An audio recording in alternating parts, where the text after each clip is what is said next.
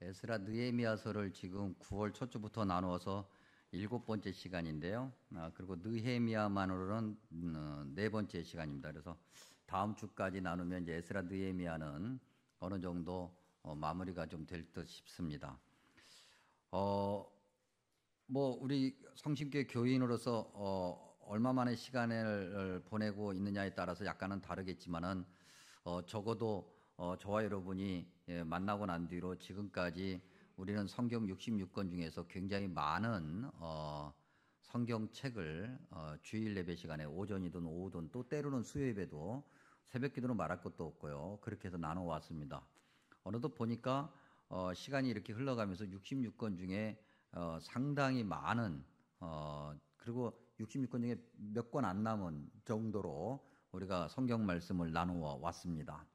과연 우리가 그동안 하나님 말씀을 들었고 같이 나누어 왔는데 어떻습니까? 저와 여러분의 믿음의 정도 또 믿음의 주소, 삶의 그런 모습들은 어떻게 변화가 됐을까 한 번쯤 점검하는 그런 귀한 시간이 되기를 바랍니다.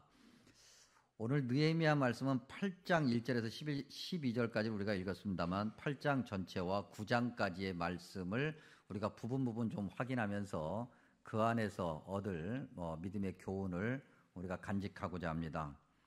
먼저 8장 1절에서 6절인데요. 8장 1절에서 6절의 내용은 이렇습니다.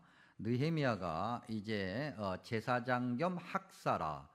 제사장이면서도 학사는 신약 성경에 등장하는 다른 단어로 얘기하면 서기관입니다. 율법학자죠.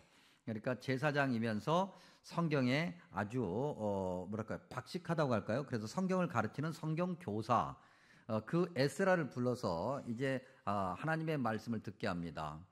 그러니까 그 당시는 모세 율법이다. 그러면 이제 하나님 말씀이죠. 성경을 들고 성경에 기록된 바에 의하면 모든 백성 또는 회중 앞에 다가섭니다. 말씀을 보면은 남자나 여자나 알아들을 만한 모든 사람이라 그랬습니다. 에스라서 10장 1절에 의하면 알아들을 만한 모든 사람이라고 할 때 그 알아들을 만한 모든 사람에는 어린아이들이 포함됩니다. 그러니까 남녀 노소 할 것 없이 하나님을 믿는다고 하는 하나님의 백성이라고 한다면 다 이제 하나님 말씀이 선포될 텐데 한꺼번에 다 모이는 거지요. 모여서 하나님 말씀을 듣는데 성경을 계속해서 우리가 읽으면 여러분들이 아시겠습니다만 새벽부터 정오까지 그러니까 대략 한 7에서 8시간 정도 되겠죠. 새벽에서 정오까지 그리고 귀를 기울였다. 그러니까 온 백성이 집중해서 하나님 말씀을 듣죠. 또 하나 눈여겨봐야 될 것이 5절에 있는 표현인데 5절에 그들의 목전에서 책을 펴니 책을 펼 때 모든 백성이 일어섰다 그랬어요. 오늘도 우리가 말씀 나눌 때 저와 여러분이 성경 같이 읽을 때 우리 교우들이 다 일어서서 지금 성경을 같이 교도, 그러니까 서로 번갈아 가면서 읽는 것은 함께 읽는다는 거잖아요. 그렇게 읽지 않습니까? 이것이 바로 이 느헤미야에 기록되는 말씀에서 시작된 거고요. 사실 느헤미야만 그런 건 아닙니다. 이미 이스라엘 백성들이 출애굽하고 난 다음에 광야에서 하나님 백성이라고 하는 정체성을 확인하는 그 시기였던 시내산에서 이미 그들은 다 일어서서 하나님의 말씀을 듣는 것이 그들의 어떻게 보면 당연한 모습이었던 거죠. 여러분 이건 뭘 얘기하는 겁니까? 몇 가지 우리에게 시사하는 바가 큰데 첫 번째는 회중, 모든 사람, 남녀노소, 단체, 복수라고 하는 거죠. 교회는 그렇다고 하는 거예요. 교회는 혼자 신앙생활하는 것이 아니라고 하는 거죠. 우리가 예수님을 믿고 천국 백성으로서 살아간다는 것은 혼자 난 집에서 성경 많이 읽어. 나는 꼭 교회 예배당 안 가도 나는 얼마든지 하나님을 믿어. 나는 교회에서 아무것도 안 해도 하나님을 잘 믿어 라고 말해서는 안 된다는 거예요, 여러분. 우리는 타 종교, 그 어떤 종교처럼 혼자 앉아가지고 열심히 묵념하고 묵상하고 묵도하고 뭐라 표현하든 그렇게 해서 무슨 득도하고 해탈하고 그런 무리가 아니에요. 성경에서는 처음부터 끝까지 구약에서는 회중 또는 하나님의 백성, 이스라엘, 야곱의 후예들 뭐라 표현하든 그러한 표현으로 신약에서는 교회라고 또 그리스도인이라고 이렇게 표현하면서 신구약 통틀어서 믿음 생활은 함께 하는 것이다. 뭐 우리가 요즘에 그런 얘기 하잖아요. 뭐 가나안 성도 수없이 말씀드립니다. 교회를 안 나가지만 나는 마음으로 하나님을 믿는다. 여러분 죄송합니다만 그건 잘못된 믿음이에요. 예. 가나안 성도, 즉 교회를 안 나가는데 하나님을 믿는다. 그건 대놓고 얘기하면 거짓말이에요. 성경적이지 않아요. 틀린 거예요. 우리는 연약해서 우리는 너무나도 죄의 그 자유롭지 못한 자이기 때문에 교회라고 하는 이 공동체 밖을 벗어나서는 우리의 신앙생활을 제대로 하기가 어려워지고 어쩌다 제대로 하는 것처럼 보여도 그건 자기의 세계를 키워가는 거예요. 자기의 종교의 세계를 키워가는 거지 정말 하나님의 백성으로서 바로 서는 것이 아니라고 하는 것. 그렇기 때문에 모든 성도는 모든 하나님의 백성은 항상 예배당에 함께 모여야 되고 함께 하나님의 말씀을 같이 들어야 되는 거죠. 어떻게 들어야 돼요? 적극적으로. 새벽부터 정오까지 최소한. 최근에 제가 설교가 좀 길었던가 봐요. 제가 그래서 좀 살펴보니까 30분이 넘어가긴 하더라고. 그랬더니 우리 교우들 중에 한 두어 분이 목사님 요즘에 설교가 좀 길더라고요. 그러시더라고요. 이게 지금 설교를 그렇게 짧게 하라고 압박을 넣는 건지 아니면 길어서 은혜가 됐다는 건지 알 수가 없어. 새벽부터 정오까지 하면은 다 도망갈 것 같은데. 하나님의 말씀이 너무 은혜가 되면은 새벽부터 정오까지입니까? 여러분 사랑하는 사람과 함께 있으면요 새벽부터 정오까지가 문제예요. 밤늦게까지 있고 난 다음에 또 헤어져서 또 집에 가서 또 전화로 또 얘기하고 우리의 믿음의 정도가 하나님을 향해서 얼마나 있느냐에 따라서 하나님 말씀을 우리가 듣는 자세가 달라지는 거죠. 물론 그렇다고 해서 다 길어야 되느냐? 그건 아니에요. 우리의 마음이 하나님 말씀을 향한 우리의 마음이 어떠해야 되느냐? 또한 일어선다 그랬어요. 일어선다는 건 뭡니까? 두 가지 의미를 동시에 얘기하고 있는데 존경과 순종이죠. 제가 유학 시절에 우리 문화는 그렇잖아요. 우리 문화는 앉아 있다가도 어른이 오면 일어섭니까? 안 일어섭니까? 일어서죠. 요즘에 안 일어서는 경우도 많은데 하여튼 그래도 아직까지 우리는 뭐 움찔이라도 하잖아요. 일어선단 말이죠. 일어서는 건 왜 그렇죠? 그분이 내가 존경해야 될 분이고 그분이 내가 그분의 말씀을 따라야 될 분이고 그분이 나보다 어른이기 때문에 그래서 내가 일어서는 거예요. 그 얘기는 뭐예요? 말씀하시면 내가 순종하겠습니다. 그 얘기거든요. 유학 시절에 저도 습관이 들어서 이렇게 앉아 있다가 교수님들이 들어오면은 저절로 저도 모르게 일어나요. 일어나는데 어디 뭐 서양 사람들이 그렇습니까? 다리 하나 딱 하고서는 교수님이 들어와도 손을 들고 왔니? 그러거든요. 예. 근데 저는 벌떡벌떡 일어난단 말이죠. 그랬더니 하루는 교수님이 불편하셨는지 야 니네 나라에서 그렇게 하는 것이 예인 줄 아는데 우리나라에서는 그렇게 안 해도 되니까 일어나지 마. 근데 그래서 그 말 듣고 또 안 일어났거든요. 그 다음에요. 근데 그게 그렇게 불편해 제가 안 일어나는데. 그래서 교수님이 일어나지 말라니까 안 일어나고서는 이렇게 멀뚱멀뚱 쳐다보는데 안 일어나지만은 허리는 숙여서 앉은 자세에서 교수님과 눈을 맞추면서 인사를 하게 되는 것이 습관돼. 하나님 말씀의 앞에서 일어나는 것은 온 회중이 다 일어난다는 것은 주님 내가 그대로 하겠습니다라고 하는 그런 순종을 그 안에 담고 있는 거예요. 그래서 6절에 보면 아멘 했다 그랬어요. 여러분 우리가 지난주에도 말씀 나눴습니다만 아멘의 뜻이 뭐라고 그랬습니까? 동의한다, 지지한다. 그러므로 나도 그렇게 하겠습니다. 바꿔 얘기하면 순종이거든요. 여러분 어떻게 오늘도 아멘 하십니까? 아멘 했어요 방금. 얼마나 하는지 내가 두고 볼 거야. 우리는 하나님의 말씀을 듣는데 그냥 귀로만 듣지 실제로 아멘 하는가 살펴봐야 되겠죠. 여러분 교회가 필요한 이유는 그런 겁니다. 왜 자꾸 교회 오라고 그러고 왜 자꾸 교회 와서 예배를 드리라고 하고 왜 교회 안에서 이것도 하고 저것도 하라고 왜 그러는가? 이것 때문에 그런 거죠. 혼자 신앙생활할 수 없고 그래서도 안 되는 거기 때문에 함께 모여서 하나님의 말씀을 듣고 아멘 해도 할까 말까인데 아무것도 안 하고 나는 건들지 말아라. 나는 이렇게 예배만 드리는 걸로 충분해. 나는 바빠. 여러분 그래가지고 믿음이 클 수 있을까? 대단히 죄송합니다만 크다 말아요. 어쩌다 커도 잘못 클 가능성이 아주 높아요. 차라리 저처럼 안 크고 말지 커가지고 이상해지는 것보다는 안 크고 땅땅하게 사는 게 좋지 않겠어요? 아멘? 이건 아멘을 안 하네. 그 다음에 8장 7절에서 12절. 교회 공동체, 하나님 백성 공동체는 가르치는 자와 배우는 자가 있다. 여러분 7절 후반부 보면요. 레위 사람들은 백성이 제자리에 서 있는 동안 그들에게 율법을 깨닫게 하였다. 그랬고요. 8절에 보면 하나님의 율법책을 낭독하고 그 뜻을 해석하여 백성에게 그 낭독하는 것을 다 깨닫게 하였다. 누가? 에스라와 레위 사람들이. 그래서 그들의 이름이 쭉 등장을 하거든요. 이름이 등장하는 것은 어떤 책임감을 부여해 주는 거죠. 여러분 그렇죠. 교회 공동체는요 그런 거예요. 가르치는 자가 있고 배우는 자가 있어요. 근데 이때 주의해야 될 것이 가르친다고 하는 것이 세상의 가르침하고는 다른 거예요, 여러분. 뭐 내가 너를 가르쳤으니까 너는 내 제자야, 너는 내 학생이야. 그래서 뭔가 뭐 가르치는 자가 뭔가 거기에 내 스스로의 권위를 부여, 이런 가르침이 아니에요.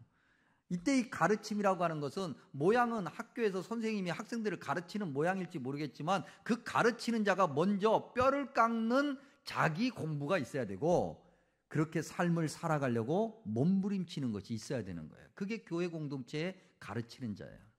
그래서 오늘날 이 교회 공동체에서 목사님으로 살아간다는 것이 어렵다면 바로 그런 것 때문인 거예요. 목사님들은 사실 바쁘면 안 돼요. 바쁘다고 할 때 그 바쁨이라고 하는 것은 막 밖으로 막 분주하게 다니는 거 말하는 거예요. 그거는 사실 좋은 거 아니에요. 그래도 목회를 하다 보면 자꾸 밖으로 나갈 일이 자기가 원하든 원하지 않든 생길 수밖에 없어요. 그런데 아무리 그래도 목사님들이 제일 먼저 해야 될 것은 앉아 있는 거예요.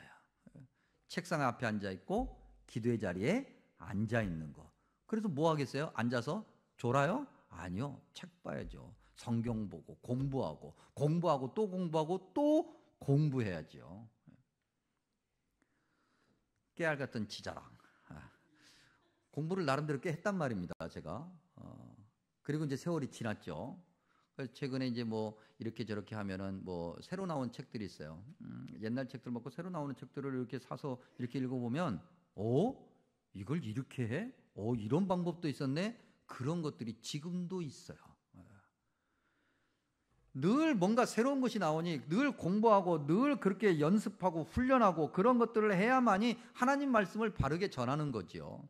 흔히 목사님들 중에서 대단히 좀 조심스럽고 죄송하지만 이렇게 말씀하시는 분들이 있어요. 이제 목회를 좀 하다 보니까 뭐 목사님들이 주로 공부하는데 또 설교하는데 쓰는 여러 가지 참고서 중에 하나가 주석이라는 것이 있거든요. 나는 그 주석 안 봐. 뭐 이제는 뭐 기도하고 묵상하고 그대로 가서 말씀 전해도 은혜로운데 뭐 옳은 말씀이면서도 위험한 말씀이에요. 그래서 저는 저뿐만 아니라 저와 함께 동역하는 모든 부목사님이나 전도사님들한테 꼭 얘기합니다. 반드시 주석을 봐라.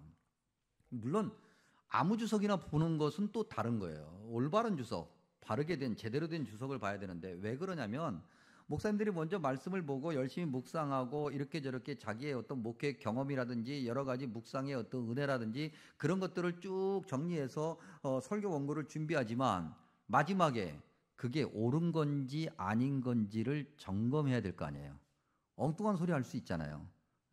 그러니 그게 옳은 소리인지 아닌 소리인지를 점검하기 위해서는 교회 2000년 역사 동안에 축적되어 왔었던, 그래서 교회를 살찌게 했었던 그 어떤 그 권위 있는 그곳으로 찾아가 물어서 확인해야 돼요. 근데 그러지 않으면 엉뚱한 소리 할 거예요. 어쩌다 한번 엉뚱한 소리는 괜찮아요. 뭐 바꾸면 되니까. 근데 그것이 쌓이면 교인들이 다른 길로 갈 수가 있어요. 그리고 본인도 이단 사이비 교주될 수 있고, 이단 사이비 교주는 아니라 할지라도 비스무리한 것들이 될 수 있다고요. 그러니 목사님들은 늘 공부해야 되겠다. 그러면 목사님만 공부하냐? 아니죠. 교회 중직자들도 함께 공부해야 되겠죠. 목사님과 함께 공부해야죠. 그래서 장로님들, 안수 집사님들, 권사님들 공부하는 자리에 꼭 함께 해야 되는 거예요. 그래야 교회가 바른 길로 영적으로 바르게 성장할 수 있어요. 그리고 모든 성도는 어떻게 해야 되는가? 그 말씀을 잘 배워야죠. 그 말씀을 잘 배우고 주님이 원하시는 대로 실천해야죠. 여러분 9절에 보면 말씀을 듣고 다 울었다 그랬어요. 한마디로 얘기하면 깨달았다 그랬어요. 말씀을 듣고 전한 말씀을 듣고 그렇게 나 자신을 살펴보니 내가 얼마나 죄인인가, 얼마나 불순종했는가를 알게 된다고 하는 거죠. 말씀을 듣고 보니 제가 문제네, 저 사람이 문제였어가 아니라 내가 문제라는 거예요. 내가 얼마나 큰 죄인이고 얼마나 많은 교만과 얼마나 큰 죄 가운데서 살아가는가. 여러분, 우리가 한국교회 역사를 이야기할 때, 초기 한국교회 역사를 얘기할 때 반드시 빼놓을 수 없는 것이 1907년 1월에 있었던 평양 대부흥 영적 각성 운동이에요. 뭐라고 부르든 평양 대부흥성회. 이것은 사실 1903년 원산에서 시작된 건데, 무명의 서양 여선교사 둘이 기도하는 것에서부터 시작을 했어요. 그래서 선교사님들이 함께 모이고 한국교회 교인들이 모이고, 그리고 평양 1907년에서 폭발하게 된 거예요. 근데 여러분, 그때 그 영적인 폭발이 어디서 시작되었는가? 함께 모였고 말씀을 보았고 그 말씀에 자기 자신이 비춰진 거예요. 내가 얼마나 죄인인가.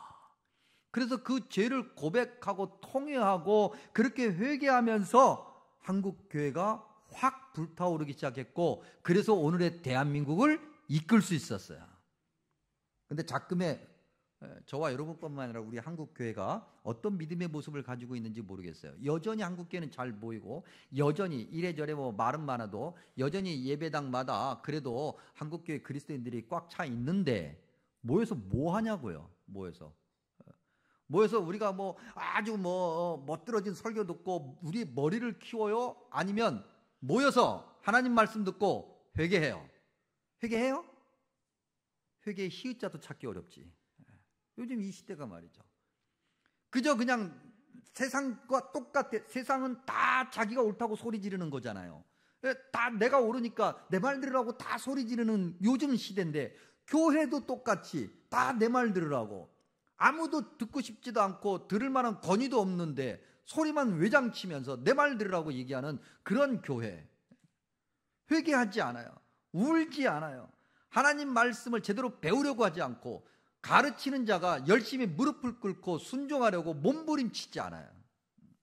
그렇게 해도 수없이 넘어지고 이렇게 저렇게 유혹과 여러 가지 고통 가운데 빠지고 마는데, 8장 13절에서 18절에 보니까 하나님의 말씀을 듣고 하나님의 뜻을 알았으면 단 하나라도 실천하라. 여러분, 구약에 3대 절기가 있습니다. 이게 신명기 16장을 이제 기초로 해서 구약의 3대 절기가 우리에게 다가오는데, 첫 번째는 6월절이에요. 6월절의 또 다른 별명은 무교절이에요. 이것까지 자세히 설명할 시간은 없고, 77절의 또 하나는, 이건 이제 6월절 이후에 7주간이 지나고 난 다음에 77에 49, 그리고 50일째 77절이 시작되는 거예요. 그 다음에 초막절이 있어요. 이 초막절은 출애굽 광야 40년 동안 이스라엘 백성들이 장막에 거했고, 역시 하나님도 장막, 회막에 거하시면서 하나님께서 하나님 백성 가운데 함께 하셨고 약속의 땅으로 들어가신 것을 기억하는, 그것이 초막절이에요. 요즘에 이단들이, 특별히 우리 옆집에 옆 이웃에 있는 그 안상홍들이 얘기하기를 왜 6월절도 안 지키고 초막절도 안 지키느냐. 이미 신약 시대에 이르러서 주님께서 성육신하고 난 다음에 이 6월절, 77절, 그다음에 이 초막절 또는 수장전이라고 하는 것, 이것이 다 교회 안에 들어와 있어요. 6월절은 우리가 하나님께서 우리 그리스도께서 성육신 하심으로 고난 당하시고 부활하셔서 우리를 죄에서 해방시켜 주신 그 부활절이 그 안에 담겨져 있는 것이고, 77절은 오순절 성령 강림의 역사로서 교회가 부흥하고 성장하는 것에 이미 담겨져 있고, 그 다음에 초막절이라고 하는 것은 추수감사주일 안에 다 담겨져 있어요. 그러니까 꼭 반드시 그렇게 성경에 기록된 대로, 물론 때때로 우리가 기록된 그 문자 그대로 지켜야 될 것들이 필요하지만 반드시 그래야 되는 건 아니에요. 만약에 그래야만 한다면 우리는 오늘 예배 드리면서 양 잡아야 돼, 소 잡아야 되고, 그래서 여기서부터 도축해가지고 여러분들이 한 마리씩 다 짊어지고 와야 돼요. 다 짊어지고 오면 저는 그거 짊어지고 온 것을 여기 강단 앞에다가 올려놓는 일을 하는 거예요, 쟤는. 그러니까 다음 주부터 우리 그렇게 하려면 양 잡아 오세요. 여러분들 다 도축해가지고 내장 다 긁어내고 깨끗이 씻어가지고, 그건 아니잖아요. 우리가 시대에 따라서 하나님 말씀의 그 의미를 담는 그 그릇이 바뀌는지만 그 안에 있는 내용은 바뀌지 않는 거죠. 어쨌든 느헤미야 이 에스라 시대는 그래도 여전히 그 6월절 77절 초막절을 지키던 시대였으니까, 그래서 하나님의 말씀을 함께 모여서 듣고 다시 집으로 돌아가서 하나님 말씀을 깊이 상고하면서 되돌아보면서 어떻게 하면 하나님 말씀대로 살까라고 하다가 어떤 이들이 알게 된 거죠. 지금이 초막절 기간이네? 알게 된 거예요. 그래서 그들이 텐트, 천막을 치죠. 그래서 따뜻한 집 안에서 자는 것이 아니라 바깥에서 자요. 요즘에 무슨 뭐 캠핑이다 뭐다 그래서 바깥에서 자는 것을 더욱더 뭐 낭만이고 멋이라고 생각하는 거지만, 옛날에 바깥에서 잔다는 것은 이건 길거리에서 노숙하는 거예요. 근데 왜 그렇게 했느냐? 왜? 잠깐이라도 하나님께서 어떤 은혜를 주셨고 어떻게 우리를 이끄셨는가를 몸으로 경험하자는 거예요. 내 몸에 새겨보겠다고 하는 거죠. 그것이 우리 교회 안에도 여러분은 이런 것들이 남아 있어요. 요즘에는 좀 뭐 여름 수련회 가면은 그런 것들을 잘 안 하는 것 같아요. 근데 몇십 년 전만 해도 중고등부 청년들 여름 수련회 가면 반드시 마지막 날에 있었던 프로그램 중에 하나가 뭐였습니까? 십자가 순례의 길 뭐 해가지고 밤에 십자가 지고 야산 올라가가지고 그러면 청년들이 미리 가가지고 땅 파놓죠. 아니면 어디서 뭘 어떻게 가져온 만든 건지 뭐 하는 건지 관을 들고 그래서 거기다 이렇게 놓고 거기 들어가서 다 한번 누워보죠. 그러면 뭐 관뚜껑도 덮어보고 십자가 위에 매달려도 보고 뭐 예를 들면 뭐 그런 거 아주 뭐 작은 거지만 그다음에 뭐 지금 철로역정 프로그램 하잖아요. 이거 존 버년이라는 사람이 아주 성경을 기초로 해서 귀한 책을 썼죠. 우리 신앙에 굉장히 도움이 되는 거예요. 직접 한번 가서 한번 보고 확인하고 그런 것들.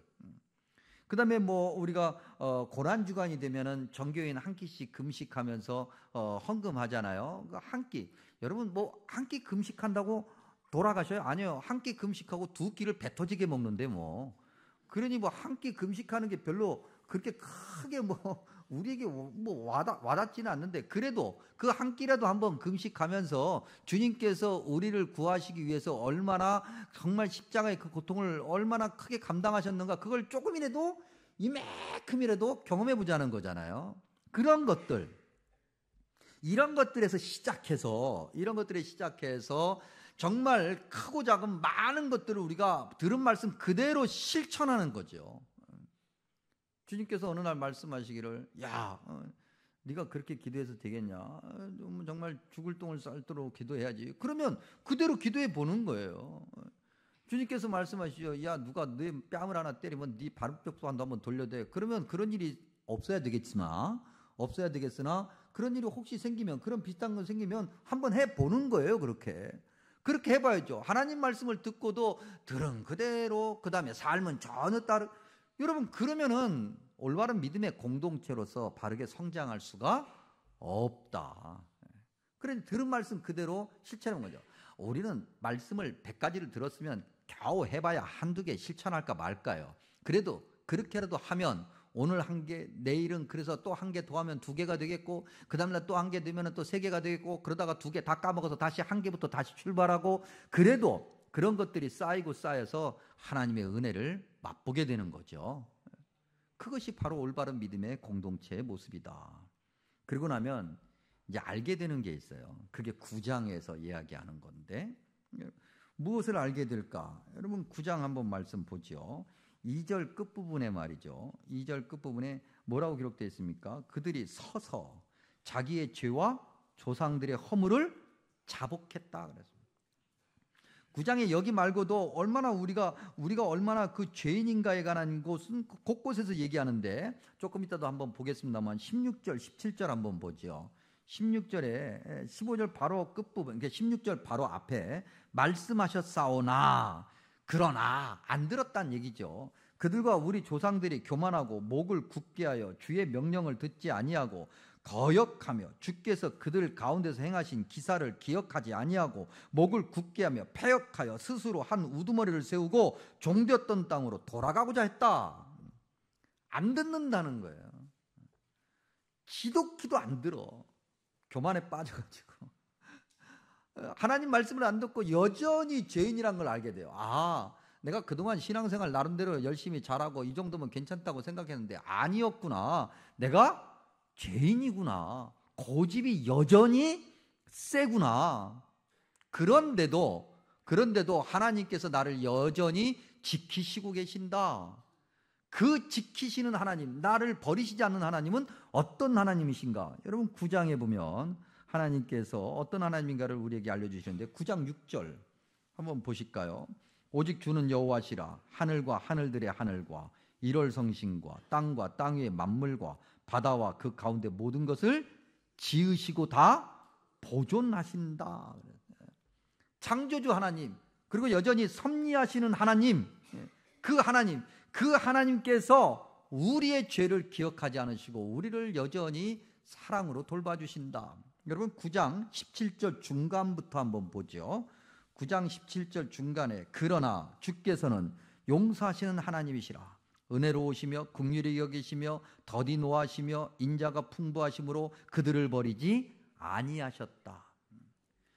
주님의 그 은혜로움, 주님의 그 긍휼하심, 주님의 그 길이 참으시는 것은 우리의 아주 지독한 죄가 전제되어 있으면서 나오는 표현이에요. 그러니까 우리의 죄 그 하나하나로 따지면 당장 죽어도 이상할 거 없어. 그 죄값을 치르며 당장 정말 지옥불에 잔인하게 죽임을 당해도 이상할 거 없는데, 그런데도 주님께서는 우리의 죄를 기억하지 않으시고 여전히 참으시면서 우리를 돌보시고 지키시고 이끄시고 어떻게 해서든지 구원받은 백성으로 살아가게끔 그야말로 애쓰신다. 그걸 깨닫게 되는 거예요. 그래서 이 믿음의 고백을 공동체가 함께 하는 거죠. 그러니 이 믿음의 공동체 그 고백에 함께 하려면 그 앞에서부터 그 절차를 밟아와야 돼요. 온 교회가 하나가 되어야 되고 함께 하나님 말씀을 듣고 일어서서 순종하겠습니다 하고 깊이 울고 참회하고 그래야 하나님을 바르게 알아요. 그래도 거기까지 가는 길이 너무나도 험난해서 사탄이 계속 비집고 들어와 방해를 할 거니까 우리가 그것까지 갈까 말까인데, 그런 것도 안 하면서 나는 천국 가는 하나님께서 내게 그 주신 티켓 가지고 천국 갈 수 있다. 여러분, 우리는 그런 자신감을 가지고 살아가면 안 돼요. 물론 주님의 은혜로 내가 천국 간다라고 하는 그 확신과 기쁨과 감사 가운데서 살아가야 되는 건 맞는데, 나는 지금 죽어도 천국 갈 수 있어? 이건 쉽게 얘기할 일은 아닌 듯 싶어요. 주님의 생각과 우리의 생각이 다를 수 있잖아요. 우리는 그렇게 간다고 하는데 주님께서 야, 네가 한 짓을 봐가지고는 어린 반푼어치도 없다 야, 택도 없다 야, 그러실 수도 있으니까. 여러분 9장 38절 한번 볼까요? 9장 38절. 우리가 눈여겨봐야 될 단어가 이 38절에서 두 개가 있는데, 우리가 이 모든 일로 말미암아 이제 견고한 언약을 세워 기록하고 우리의 방백들과 레위 사람들과 제사장들이 다 임봉하였다. 봉인, 임봉. 기록하고 봉인했다. 뭘 기록했을까? 자기들의 죄를. 자기들의 죄를. 우리가 이렇게 하나님의 은혜가 있었는데 이러이런 죄를 졌고 우리 조상들이 죄를 졌는데 지금도 우리가 그런 죄를 짓고 있고 우리가 변함없이 이런 죄를 짓고 있다라고 하는 그 모든 것을 솔직하게 다 기록하는 거예요. 야, 이건 아무래도 마음에 안 드니까 좀 빼자. 요건 좀 괜찮으니까 넣자가 아니라 하나님 앞에서 솔직히 모든 것을 다 기록해요. 그리고 봉인했다는 건 뭐예요? 후대에 전했다는 거예요. 그래서 후대가 이걸 보고 야, 우리 할아버지가 이런 고백을 했는데 이런 일도 했었대. 그래서 이렇게 고백했대. 그러면 오늘 우리와 그들과 다를 바가 없으니 우리도 역시 회개해야 되겠고 하나님 은혜의 자리로 나아가야 되는 것 아니겠어? 그러기를 간절히 바라는 마음인 거죠. 여러분, 수차례 말씀드린다면 구약 후기, 특별히 에스라 느헤미야 시대도 예외는 아닌데 구약 후기 시대의 이스라엘 백성들의 자리는, 삶의 자리는 어떤 자리였는가? 망한 자리였던, 망한 자리. 쫄딱 망했다고요. 그야말로 나라를 잃고 아무것도 뭐 건진 것도 없이 가진 것도 없이 그렇게 망한 자리로, 그런 망한 자리로 쫓겨나간 그들, 왜 우리가 망했는가를 살펴보는 거죠. 돌아보니 하나님의 말씀을 듣지 않았기 때문이라는 거예요. 하나님께서 수없이 말씀하시고 또 말씀하시고 이러다가 망한다, 이러다 망한다, 정신 차려라, 정신 차려라. 그렇게 했는데도 안 듣고 그러다가 결국은 망해버렸다. 그래, 우리는 망했어. 그래, 이제 끝났어. 그 뭐 다 포기하고 자, 모든 거 다 내려놔. 이게 아니고, 그러면 우리는 망했지만 우리의 후손은 망해서는 안 되는 거니, 내 자식은 망해서는 안 되는 거니, 그러면 우리의 모든 것까지 다 남겨서 내 자녀들이 망하지 않기를 바라는 거예요. 여러분, 혈통적 유대인들은 바로 이런 것들을 끊임없이 반복했기 때문에 오늘의 유태인들, 이스라엘이 있는 것이고요. 우리 초기 한국 교회 교인들도, 우리 믿음의 선조들도 끊임없이 이런 것들을 반복하면서 하나님 은혜 앞으로 나아가고 죄를 고백하고 그랬기 때문에 오늘의 대한민국이 있는 거예요. 그러면 앞으로 다음 세대는 어떻게 해야 될까? 교회가 더 정신을 바짝 차려야죠. 더 모여야 되겠죠. 더 하나님 말씀 앞에서 우리의 모든 것을 내어놓고 함께 통회하고 더 모이게 힘쓰고 더 하나님 말씀으로 서로를 위로하고 격려하고 축복하고 함께 하나님의 말씀을 나누기 위해서 순종해야 되겠죠. 다 함께 말씀 앞에 일어서서 주님이 원하시는 말씀을 잘 들어야 되겠죠. 그리고 후대에게 그것을 전해야 되겠죠. 이렇게 하면 안 돼요. 이렇게 신앙생활하면 안 돼요. 우리가 지금 세상은 귀뚱으로도 안 들어요. 우리는 지금 하나님 앞에 엎드려 무릎을 꿇고 회개해야 되고 하나님이 원하시는 일을 다시 들어야 되고 더 모이게 힘쓰면서 그저 조심스럽게 부끄러운 마음으로 세상을 향해서 복음을 전하는 삶을 몸부림치며 살아가야 되는 거예요. 누가 이렇더라 누가 저렇더라 라고 흉보고 우리끼리 막 그럴 일이 아니에요, 여러분. 될 수 있으면 그 연약한 부분을 어떻게 해서든지 서로 감싸 안으면서 서로 치료하고 치유해 가면서 함께 하나님의 말씀을 듣고 순종해야 되는 시대가 바로 오늘 대한민국 교회가, 저와 여러분이 처해 있는 이 시대에 믿음의 공동체에 주어진 과제인 거죠. 오늘 마치는 말씀인데 9장 16절과 17절 우리 다 같이 봤던 거죠. 9장 16절과 17절 우리 다 같이 한 목소리로 하나님의 말씀을 같이 읽으면서 말씀을 마칩니다. 그들과 우리 조상들이 교만하고 목을 굳게 하여 주의 명령을 듣지 아니하고 거역하며 주께서 그들 가운데에서 행하신 기사를 기억하지 아니하고 목을 굳게 하며 패역하여 스스로 한 우두머리를 세우고 종되었던 땅으로 돌아가고자 하였나이다. 그러나 주께서는 용서하시는 하나님이시라. 은혜로우시며 긍휼히 여기시며 더디 노하시며 인자가 풍부하심으로 그들을 버리지 아니하셨나이다. 아멘.